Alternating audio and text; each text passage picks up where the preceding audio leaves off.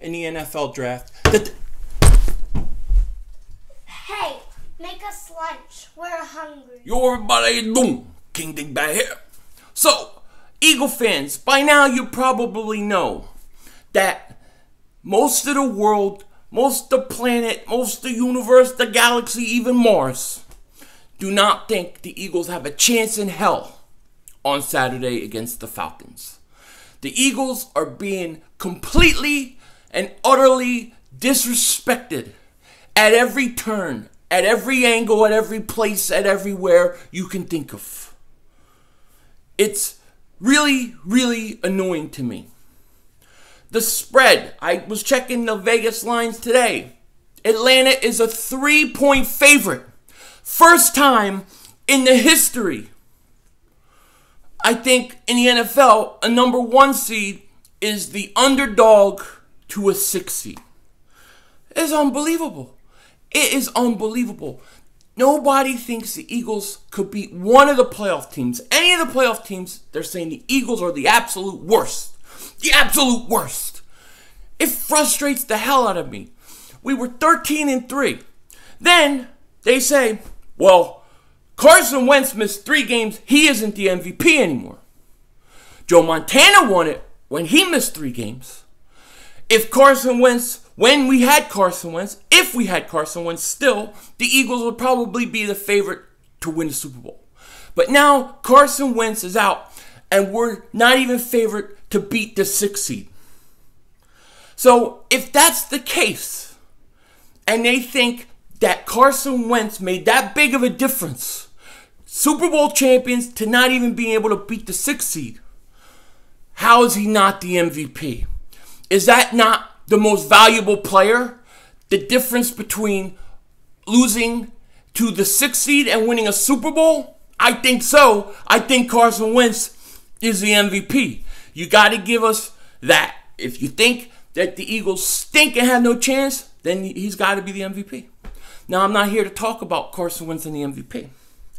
I'm here to talk about the Eagles playing the Falcons and the disrespect that I see for the Eagles. Now, I'm pissed off and I'm frustrated about this. I'm getting sick and tired of hearing about how the Eagles have no shot against Atlanta. I think we're going to beat Atlanta. I think we can beat Atlanta, and I'll be breaking this down during the week. But let me say this. I said in my last video, I thought we got a break playing Atlanta, and I still do. Because, and this isn't disrespecting Atlanta Falcons. That's not what I'm trying to do. This isn't saying Atlanta's not a good team.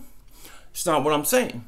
What I'm saying is simply that when you look at matchups, the team that I think the Eagles have a better matchup with is the Falcons over the Saints. The Saints, to me, have better matchups, for the Saints than the Eagles have for the Falcons. Does that make any sense? So the Eagles match up better against the Falcons than they do against the Saints. That's what I'm trying to say in my dingbat mind.